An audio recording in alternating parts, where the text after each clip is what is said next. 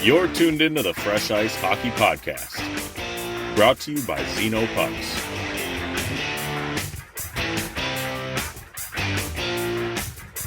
Here are your hosts, Andy and Brian Matusi.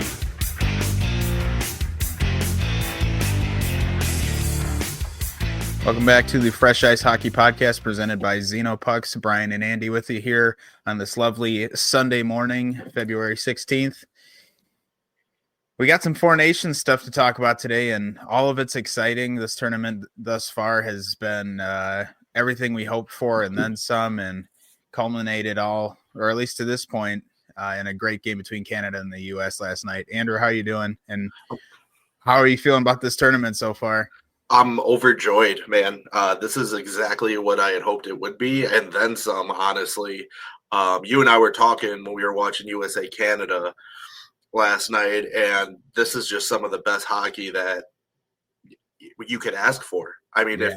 if you're someone who's not watching this, I don't want to say I feel sorry for you because that's not nice. Give your head a shake. Yeah, I would say you're definitely missing out.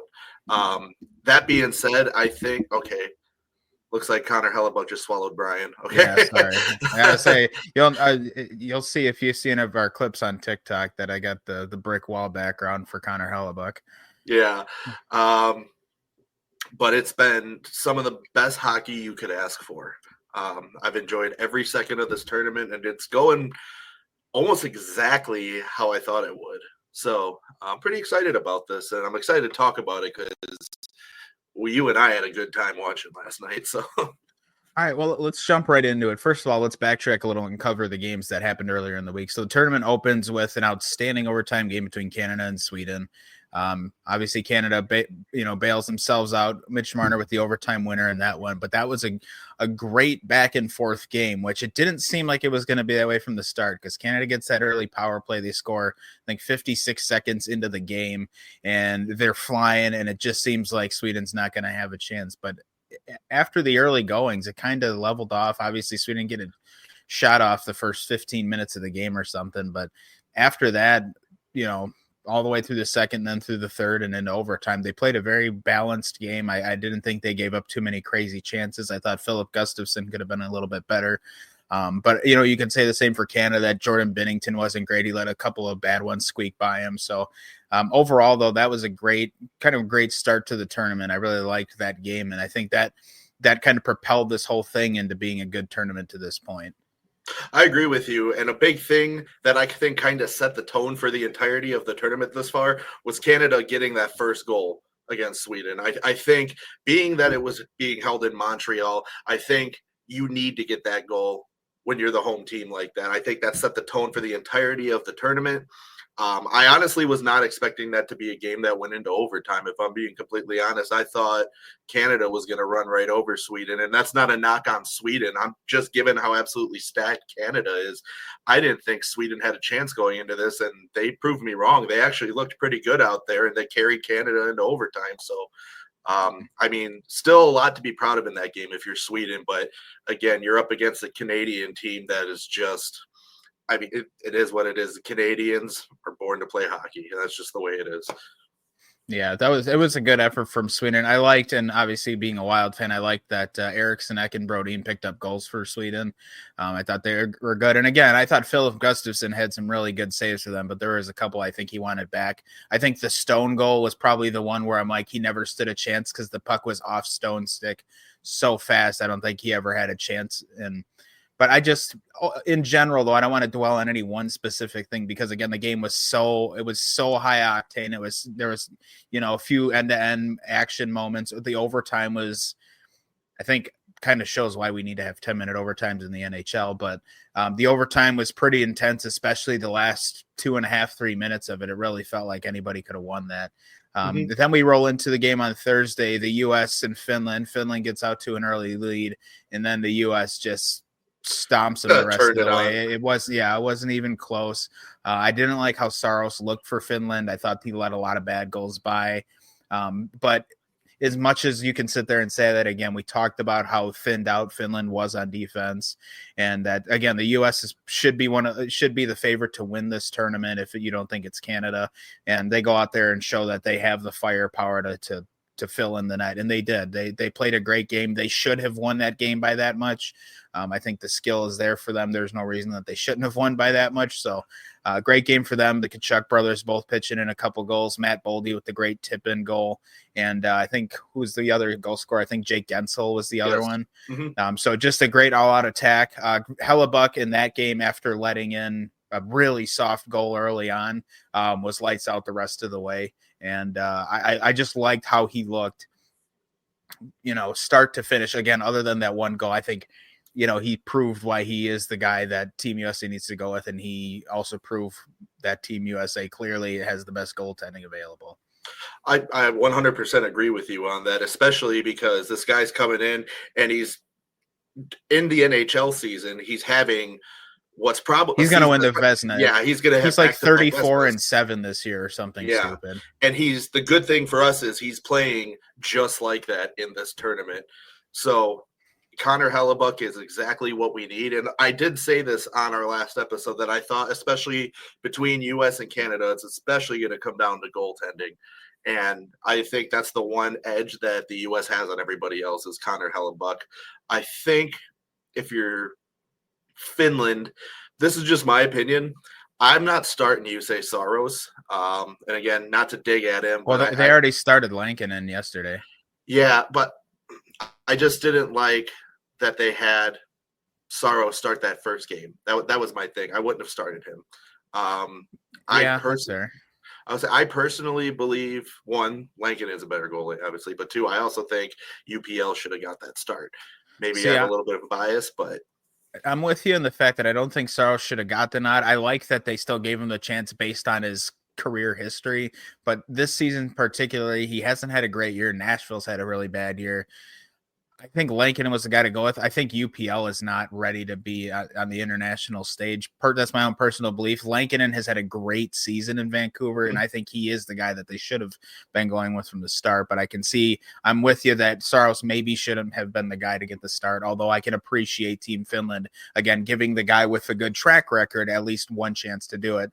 And unfortunately, the result just wasn't there. I mean, you could see it. I mean, Finland threw everything they had at the United States in the first two periods, and they just – as soon as they come out of the gate, they take that penalty right at the end of the second, and you're like, all right, if the USA can get one here, it's trouble for the Finns. They come out, they get that one, and then they score 11 seconds after that, and it was just never close the rest of the way. I mean, the US dominated the play. They had the puck. They tacked on two more goals even after the two quick ones. I don't think it mattered who Finland had in net for that game. I think that was going to be a rough time for anybody. Yeah, it is what it is at this point. Again, everything's playing out exactly the way we kind of expected it to, and that's not specific to you. I mean, I think everybody is on the same page with how they expect this tournament to play out. And like I said in the last episode, this whole tournament is going to be USA Canada's all the way.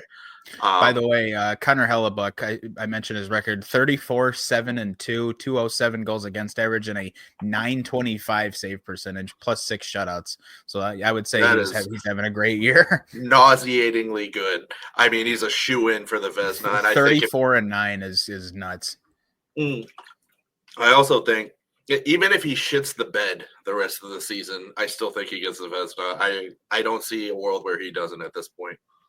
So, and we're going to continue talking about Hellebyuck in a little bit because we still have to talk about the US-Canada game, obviously. But so far, just his numbers through these two games.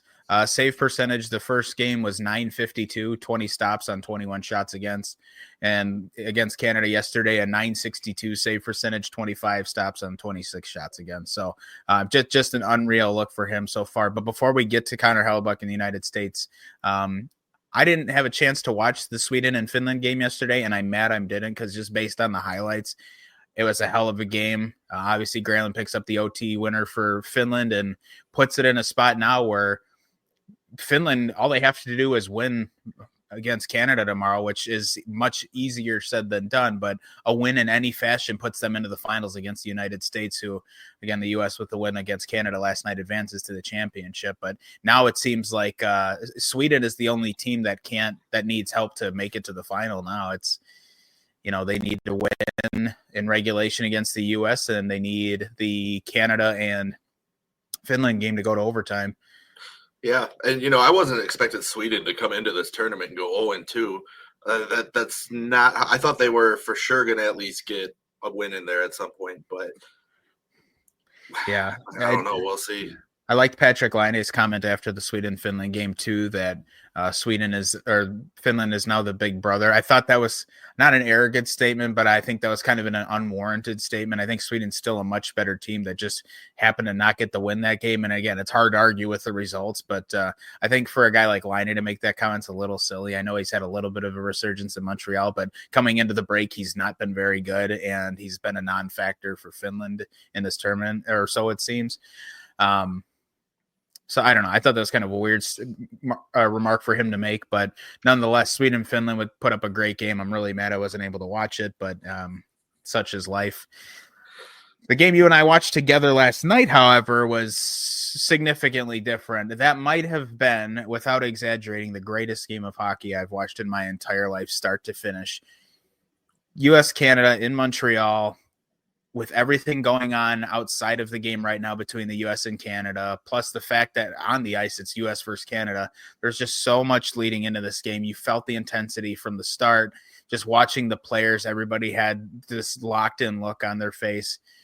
Puck drops, Brandon Hagel and Matthew Tkachuk throw them. They go to the box. Next puck drop, Brady Tkachuk and Sam Bennett throw them. And then 6 seconds after that, the puck's dumped in on Binnington. He freezes, and then JT Miller fights Colton Parayko. We get 3 fights right away to start this game.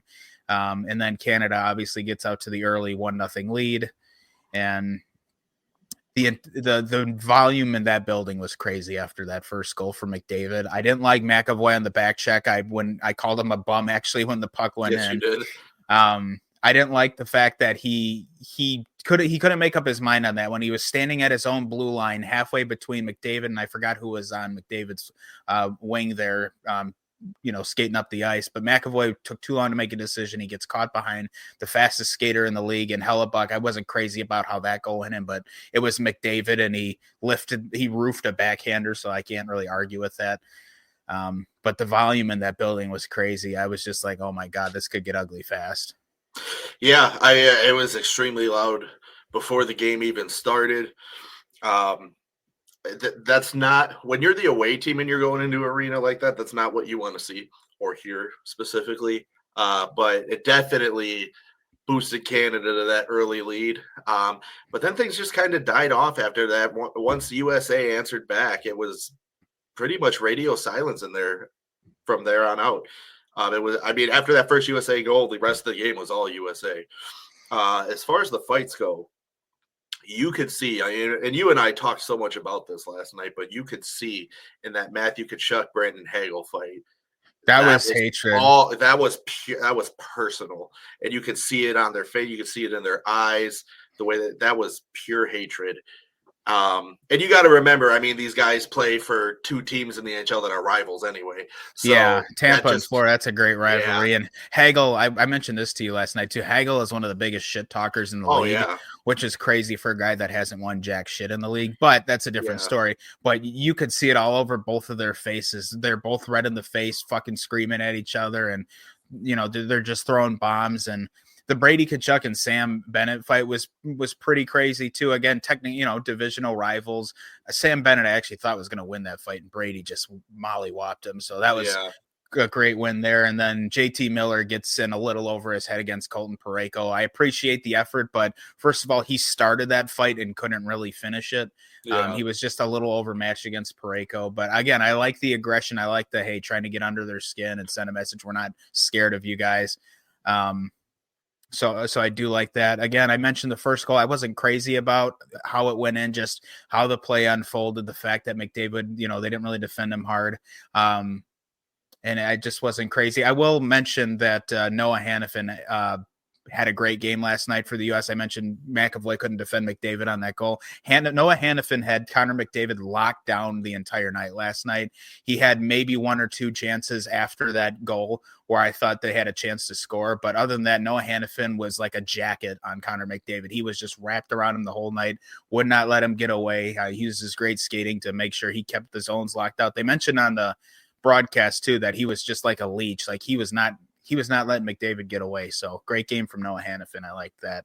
But as much as I didn't like the goal that McDavid scored, the U.S. comes down to the other end about 5 minutes later, and Jake Gensel rips one 5-hole from like almost the bottom of the faceoff circle that slides through Jordan Binnington. And Binnington, we kind of dumped on quite a bit. And we'll not really the popular choice. I think even after the Canada-Sweden game, Canada fans were like, all right, we need to look at maybe Aiden Hill here. But again, with how good Binnington was in that overtime against Sweden, it's hard to argue that, you need to take him out, and there's no guarantee he'll get you a better performance. So, but Binnington lets that one by. It's not a great goal, but now the game's tied. They go to intermission tied. And I just remember thinking during intermission, I'm like, oh my God, like my blood pressure is so high right now. I can't even sit still. Like that was a crazy period of hockey. And I don't think I was ready for how crazy it was going to be. I mean, we knew it was going to be fun. We knew it was going to be exciting, but I just kept thinking, like, this is fucking nuts. I don't think I've ever been this, I don't want to say this invested, but I don't think I've ever been so like on edge watching a hockey game in my life.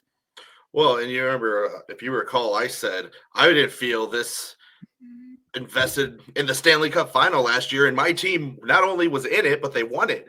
So I just it was insane to me, just from the first puck drop.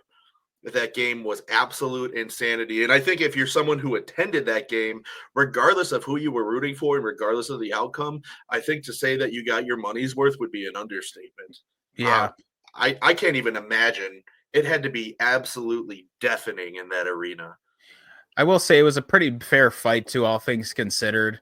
I know Canada didn't have Cale Makar, but obviously the U.S. is playing this whole tournament without Quinn Hughes. So it kind of felt like we both had to sacrifice our number one defender. So it did feel like it was a balanced game. Again, I mentioned the great game Noah Hannafin had. I liked the pairing of Jacob Slavin and Brock Faber. I thought, Faber, again, still, he's the youngest player on the team. Maybe this stage could be a little big for him. So they pair him with a defender like Slavin, who's one of the best shutdown defenders in the league. They looked great together. I think it gave Faber a little more freedom to be a little more reckless, a little more offensively minded. And we're going to get to Zach Werenski because we're still going to do a Blue Jackets corner. So we'll get to Zach Werenski at the end and talk about the great games he's had. But I just like the effort from the U.S. in this. They come out in the second period. It's after sustaining like 2 minutes of straight offensive pressure from Canada. Sidney Crosby, of all guys, gives it away at the offensive blue line. Dylan Larkin takes it the other way and snipes it past Binnington. Again, another goal where that's not a horrible angle, but that's a shot that you want to save on almost every single time. Miller really hadn't jumped up into the play far enough to be a threat for the cross crease pass. So you could almost believe that was going to be a shot the whole way, and Binnington just couldn't get a glove on it. U.S. goes up 2-1 there, and it was just a battle from there until late in the third period. It was just a back and forth battle. Both teams had some incredible chances. Matthews rang one off the side of the net. I can't tell you how many pucks bounced through the crease around Hellebyuck that he was either able to freeze or they slipped away or cleared it away. It felt like an intense game. I was nervous that whole second and third period. Yeah, I think both of us, for the most part, were on not even just that period, but the entirety of that game, we were on the edge of our seats. And I think that was the loudest either of us have yelled watching a game in a house every time the U.S. scored. Yeah. Well, the first goal, I like jumped at you, and Brian hit me like a middle linebacker. It was like getting leveled by Brian Urlacher. Yeah. Yeah, I'm not a tall guy, but I weigh quite a bit for my height, and I dove right at you. My neck still hurts. I like dove at Andrew because he couldn't get off his couch completely, and I like hit my head on the back of the couch. Yeah, you hit me as I was jumping up. You hit me, and I'm like, all right, this is how this is going. So our wives just looked at us like we were lunatics. But my neck's still a little stiff today. That was a hell of an impact, but that's all right. At the time, I didn't feel anything. The adrenaline rush was too much. But great second and third period. So much back and forth action. I'm glad that all the fighting was out of the way at the beginning of the game because I didn't want that to be the storyline. And I'll actually mention the fights in a sec because there's something else fascinating that I want to talk about. But the U.S. Canada pulls the goalie late in the game. Jake Gensel gets the puck, and at 18:41, pots it for the empty netter to lock down the win for the U.S. Even after that goal, Canada still had a few good pushes in them. I'm like, oh shit, this game still isn't over. They still have all these cracked players on the ice. twice. Oh yeah. This is Dude, far I from wasn't over. But at no Hellebuck point did I stood tall. relax. Yeah, I Yeah, would say no. at no point did I relax until that clock hit 0. Yep. And even after that, JT Miller had a shot at the empty net too that went off the side of the cage, and just it was intense all the way to the end. I think Connor Hellebyuck, again, just like the Finland game, wasn't crazy about the first goal, but he locked it down after that. I mean, he was just a brick wall. He was so good. And I think just proves why he was the right choice. And I'm not saying Jake Ottinger wouldn't have been a good option, but Hellebuck is proving, that there should be no doubt who USA's number one goalie is. 100%. And I do like having Ottinger in the backup slot too, because I mean Ottinger's still a terrific goalie. So I think if there's somebody I want or need backing up Hellebuck, it's going to be him anyway. So, but Hellebuck is living up to the hype. To nobody's surprise. It's just a matter of can he stay that way, and that brings me up to a point that you brought up last night. And I know my opinion, which I'll give on here. You had asked me last night, going into this game on Monday, do you start Hellebuck or do you sit him and let him get the rest? The problem is then he sits for 5 days and doesn't play. Do you want him to get cold? And I say, I don't think that'll affect him. If it's me, if I'm the coach, I'm sitting him, letting him get his rest. This game in the grand scheme of things against Sweden doesn't matter. It matters to Sweden. It doesn't matter to the U.S. U.S. is going to the championship. I will say, for what it's worth, before this tournament started, I'm pretty sure the last Jets game was last Saturday. So Hellebuck went 5 days without playing anyways. Correct. And has been just great. So, at first I was actually going to respond and say, look, I might still play him just to keep him fresh. But you know what? He went 5 days without playing before the tournament started, and he's allowed 2 goals on like 50 shots. So right. I don't think it's affected him. I think you let Ottinger and Swayman be the 1 and 2 on Monday tomorrow against Sweden, and you just ride it out. You don't risk the injury to the number one goalie right now. And I think not only would we appreciate that as U.S. fans, but I think Jets fans will breathe a sigh of relief that Hellebuck doesn't have to play one more game. Or he has to play one more, but it'll be the championship. Right. So we're going to talk about Canada's goalie situation in a second too, because they're in a spot where they need to win in order to get to the championship. But I mentioned the fights earlier this morning, just because I was, feeling good about myself. I went and watched the highlight pack of the game last night just to enjoy it again. And from the official NHL YouTube account, they posted the game highlights. It's an 11-minute video. It starts with the first puck drop following the fights. So the highlight pack does not show any of the 3 fights at the start of this game. It's the official NHL one. It did not show the 3 fights in the game. I couldn't believe it. Huh? Yeah, I thought that was interesting. I just want to get your thoughts on that. That blew my mind. I had to rewind it to make sure I didn't accidentally skip with the video when I clicked it to start it. Like I didn't skip ahead. The highlight pack does not show the fights at all. I could not believe it. What the dude? Those fights, especially the first one, set the tone for the entirety of that whole contest. How do you not put that in the highlight package? Chances are, if I missed that game and I heard about the fights, that's exactly what I'm going to look at the highlights for, is to see those fights. I mean, yeah, you want to see the goals, but dude, those fights were essential to how that game played out. So the fact that they didn't show those is insanity to me. I don't know, especially the NHL, y'all's media team, you need to get your shit together, because that's ridiculous. Now, I didn't see I'm a big fan of using ESPN for tracking all my stats and watching all my highlights. I didn't watch the ESPN highlight pack of the game, so that might have had it, but I thought it was not only weird, but I thought it was fascinating that the NHL chose to omit the fights from the highlights. I mean, again, I know fighting's not everybody's favorite thing. In fact, our mother texted me and said she was not thrilled with how the game started, but tough shit. That's how, that's hockey. That's how hockey goes. But no, I get it though. But like, if I was a new fan watching hockey, and I get it, I'd be like, holy shit, are all the jokes about hockey true where all they do is fight? I can't think of the last time I saw a game start like that. I mean, I think, the famous ones like the Devils and Rangers line brawl that started the game. The Stars. That was a good. Oh, that was a long time. That was 15 years ago. Yeah, dude. But there's a ton. I mean, there's a ton of older games where it's happened, but I can't think of any time in the last decade really where we've had any big fights to start a game like that. It's just nuts. And so I just thought it was really weird that they did not put those in the highlight pack. That is mind blowing to me. So, Yeah. I mean, hey, go watch it for yourself again. And again, normally I would have watched the ESPN pack, but I was on YouTube just scrolling through to watch something because I woke up so early this morning. yeah. And I'm looking, I'm like, man, I can't believe they didn't put these in. But again, fights aside, the game was outstanding. It really was. And I don't want to talk about the crap with the anthem before the game because that's been, everybody's had their takes on that. And quite frankly, I'm just exhausted of hearing it or from hearing it all. So the game itself was outstanding. Every game in this tournament has been outstanding. The US-Finland game to a lesser extent. But again, that game was amazing for the first two periods. The US just lit it up in the third period. But other than that, every single period of every single game has been crazy. This really feels like it's been like a true best of the best. And I think it's been fun. Obviously, we'll have more international play coming too. And so I think we're going to get more opportunities to see this group of players, play together still. And I can't wait for that, but we'll talk about that more in a little bit. I do, before we move on from Four Nations stuff, want to mention again, Canada's goaltending. I mentioned this a few times to you yesterday and I thought about it. And a couple of people have mentioned it now on other hockey shows and podcasts that the decision to carry Jordan Binnington and Sam Montembeault and Aiden Hill is kind of a astonishing choice when you think about the great season that Logan Thompson's had. You think about the fact that a guy like Marc-Andre Fleury was available.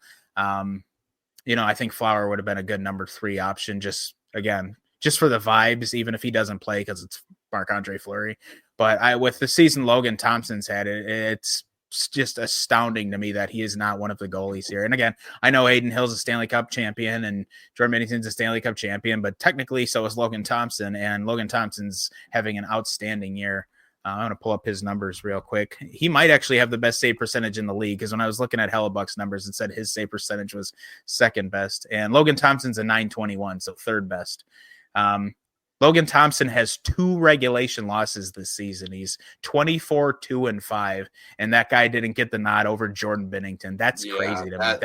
That's unacceptable from Canada. And I know everybody talks about Hockey Canada being the old boys club, so they're sometimes they get in their own way with stuff like this, but I just can't see how the guy that's lost 2 games in regulation is not only not on this team, but isn't the one starting. Because I can guarantee you, if he was in that, I don't think Canada would have lost a game yet.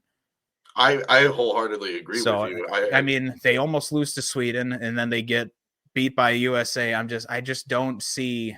It just doesn't make sense in hindsight. And I'm not here to say like we were right or we told you so, because I didn't even think about Logan Thompson before this really got going. But I'm also not on the committee that selects this team. I'm not the GM. So I think Don Sweeney was Team Canada's GM. That was a really bad oversight. Have Logan Thompson. That's not surprising then, because Don Sweeney sucks as a GM. So, and I love saying that. Yeah, he's no Bill Guerin, that's for sure. Hey, one thing I got to say, just saying Don Sweeney's name reminded me of this. I did say this to you last night. As a fan of the Bruins, it absolutely warmed my heart to hear the Bruins goal horn played in the Bell Center. In the Bell Center, yeah. That is my favorite shit. So, and on top of it, USA came out with a win. So, it's always a good time. But yeah, I agree with you on the whole Logan Thompson thing. I'm on the exact same page. Now, I would like to think Canada's going to learn their lesson here. I think they're going to come at this with a completely different set of goalies next year. Maybe other than Aiden Hill, I think he'd be a good second or third guy regardless.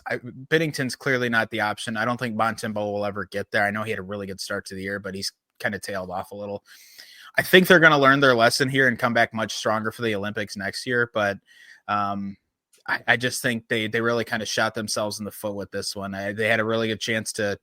They didn't have to have the worst goaltending in this tournament, and they essentially went out of their way to have the worst goaltending. And I think, not that I want Canada to win this tournament, but I think it's frustrating to see last night with how close that game is. I mean, if any other goalie's in that other than Binnington, that might be a game that's a 1-1 game going into overtime. Like, that's how intense that game was. But it's just the way it is. I'd like to think Canada will learn the lesson here, and because everything else is pretty good. The roster, other than the goalies, is great.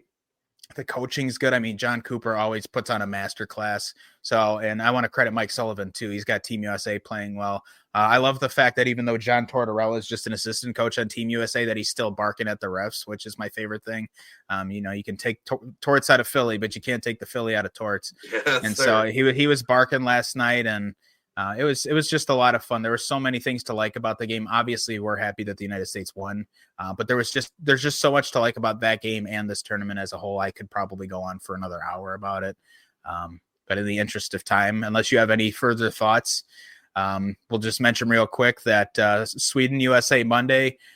Sweden must win that game in regulation, plus get some help from Canada and Finland to move on to the championship game. The result has no effect on the U.S. They're going to be in the championship game. They're going to be the home team. It is what it is. For Canada and Finland, it's essentially win and you're in. I don't think there really is a way for Sweden to get in here. I think if the only way Sweden can get in is if they win in regulation and then the Canada-Finland game goes to overtime. It's the only way Sweden can get in. Otherwise, whoever wins the Canada-Finland game is going to the final because that one's win and you're in, essentially. It'll be an exciting couple of games on Monday night. Obviously I'm going to watch the U.S. game. I'll be at work for the Canada-Finland game, so I can't see that. But the U.S. and Sweden will be fun. It'll be fun to watch the U.S. play at home, in Boston. Like it'll be a lot more exciting. That was a tough crowd to play against last night for them. So it'd be nice for them to get home and have a chance to play in front of some Americans. I agree. All right, let's move on here. So I mentioned, again, more international play. Obviously, the World Cup it's been announced it's coming back in 2028 and then 2032 as well. To bounce off the Olympics. They're going to go every 2 years with this international play, which I think is exciting. I'm super excited they're bringing the World Cup back. Obviously we like Olympic hockey, but again, waiting every 4 years for the Olympics is not the greatest thing in the interest of time. So the fact that the NHL is wanting to host a tournament where I think they said they want to bring 8 teams to this tournament. So obviously we would have the 4 that are in the 4 nations. And then I would assume they're going to go for the usual Czechia, Slovakia, Switzerland, and if all things go well, Russia. And one more thing on the Russia thing, because we're not going to beat this like a dead horse. Look, a lot of people have been saying that, again, with the war going on in Russia, these guys shouldn't be in the tournament. But if you really believe that, then why are you okay with the Russian players playing in the NHL? Simple as that. If you don't want them in international play, you shouldn't want them in the league. It's as simple as that. You can't have it both ways. So I'm not going to have this argument because anybody that thinks otherwise is just wrong. And I hate to be that guy, but this shit's irritating. So we're not going to go into this, but it is what it is. Russia needs to be in these tournaments. And I assume with the World Cup, that is the aim, is to get Russia back in this. Now I will say, again, with it being every 2 years now, I think we'll really start to restore these great rivalries between some of these countries. They already have them too: Sweden, Finland, Canada, USA and Russia, Canada and Russia. Like those will already be there, but the chance to rebuild them and get them hyped back up again, it would be really exciting to have these tournaments again every couple of years. We know at least for like the next 10 years we have international play. We have the Olympics next year, the World Cup in 28, the Olympics in 2030, the World Cup in 32, and I think they're going to the Olympics in 34 as well. Yeah. So, there are some fun times ahead for international hockey. I just hope it stays this way for decades to come. I'm right there with you, and I hope, reverting back to the 4 Nations face-off, I am in favor of ditch the All-Star game completely and do this tournament every year and in its place, because this is just incredible. Yeah, I do agree that on the off years where there's no World Cup or no Olympics, they should just do a 4 Nations face-off. It doesn't have to be any extravagant thing. Excuse me, I had a big old burp there. I'm glad I muted my mic. But again, it doesn't have to be anything crazy. This tournament, again, just these 4 teams has been exciting. I think you do this on the years where you don't have the Olympics and don't have the World Cup, and it gives the fans something to look forward to. Because you know what I do during All-Star Weekend normally is just piss and moan that there's no hockey to watch, because the skills competition has gotten significantly worse the last few years, and the games themselves suck. So, correct. Anyways, we'll move on from that too, because we've done our takes on All-Star games, so it is what it is. Before we do our quote unquote Blue Jacket segment, which is just going to be Zach Werenski Stam Fest. Yeah. Why don't we take a break and we'll listen to our friends over at Xenopucks and come back and we'll close out the show with talking about Zach Werenski. That sounds good. You're listening to the Fresh Ice Hockey Podcast. It's hockey season, and you're looking to work on your stick handling or maybe even your shot, but ice time just isn't an option for you right now. Luckily, our buddies over at Xenopucks have got you covered. They've developed an elite off-ice practice puck that, in addition to looking like the real thing, is the same size and weight as a regulation hockey puck to give you that authentic feel on the end of your stick. It works better than other off-ice practice pucks on almost any surface, whether you use it on hardwood, carpet, concrete, or even asphalt. Xenopucks glide like a real puck on ice. So if you're looking to improve your game without setting foot on the ice, head over to www.xenopucks.com and get yourself a puck. Check out their merch selection and be sure to follow them on Instagram at Xenopucks. So if you're a regular follower of this show, you've heard me talk about the Warrior for Life Fund. If you haven't, I'll fill you in right now. The Warrior for Life Fund is a nonprofit organization, and what they do is they help transitioning military service members and their families readjust to regular life, whether it be getting out of the military and transitioning into civilian life, or coming back from a deployment and transitioning life back in the United States. They do this through the game of hockey. They have their own team of hockey all-stars, and they partnered up with the Boston Bruins Alumni Association as well as the National Hockey League. And they go around and they play these charity games, memorial games in honor of fallen service members or first responders. They're really fun to watch. They're highly beneficial to the players as it does help build that same camaraderie you would expect to have while you're in the military. And that's such a huge part of the transition process. You can check them out. They have videos all over the place between their website, the Instagram, YouTube. You can find them almost anywhere. If you're interested in helping this cause, you can do so by heading over to warriorforlifefund.org. While you're there, you can make a donation. You can look more into the personnel that make this happen. There are some NHL alumni that are a part of this organization that help to make these things happen, and I know they would appreciate any dime given to them. So again, that's warriorforlifefund.org to make a donation today. All right, and now we are back.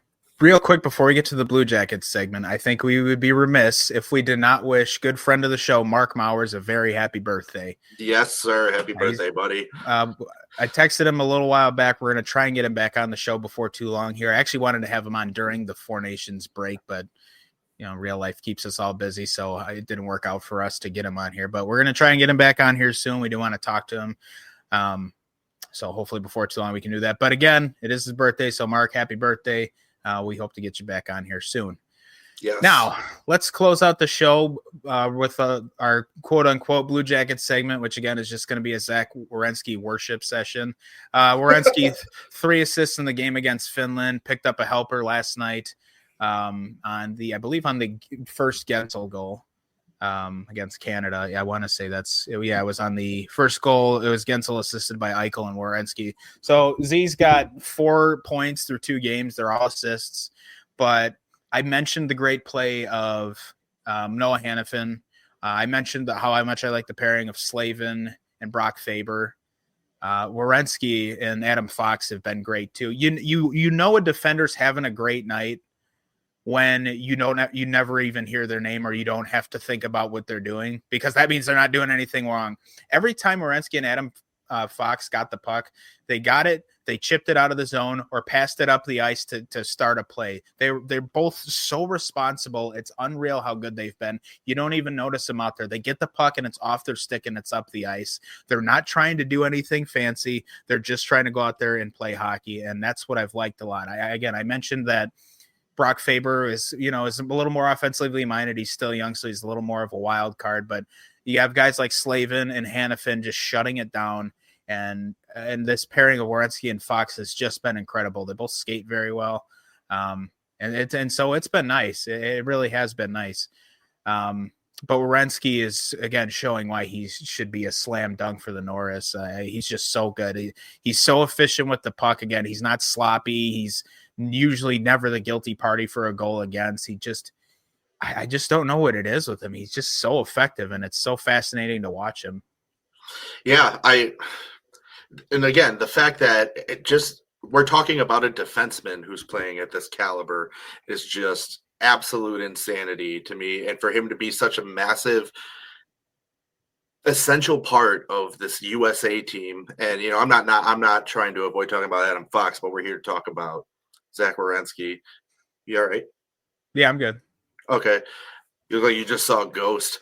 No, I'm just reading some numbers. Sorry. Oh, okay. But the fact that we're talking about a defenseman on Team USA who plays like this, and again, much like Connor Hellebyuck, he's brought his play from the regular season into this tournament and has just been an absolute godsend. It's unreal. It's terrific. You couldn't ask for anything better than this.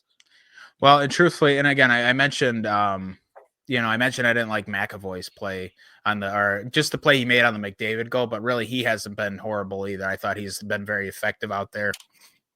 And again, it's easy to say everybody's playing good on defense when you've allowed 2 goals.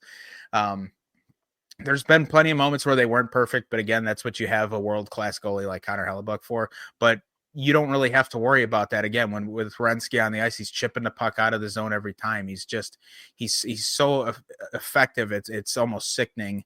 Obviously I want to see him get on the score sheet. He's had a couple of good looks where, he could have been on the receiving end of a cross crease pass, or, he could have chipped in a rebound if one was available. He's always putting himself in spots to be successful.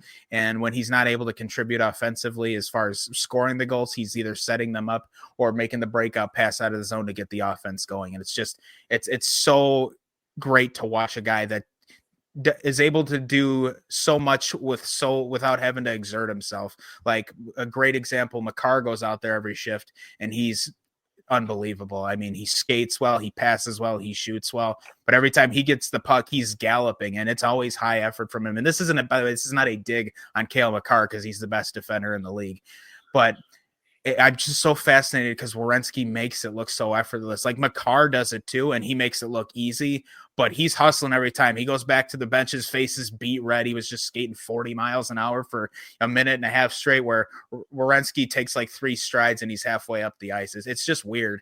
It's so great to watch. And I think Blue Jackets fans are very spoiled, and now so are American hockey fans.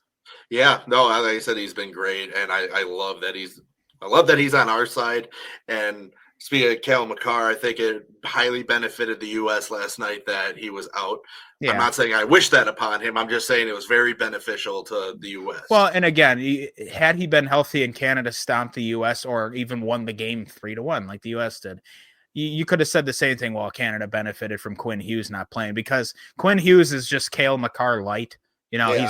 He's great skater, great shot, great playmaking, great defensive ability, but just dialed like 5% back of Cale Makar.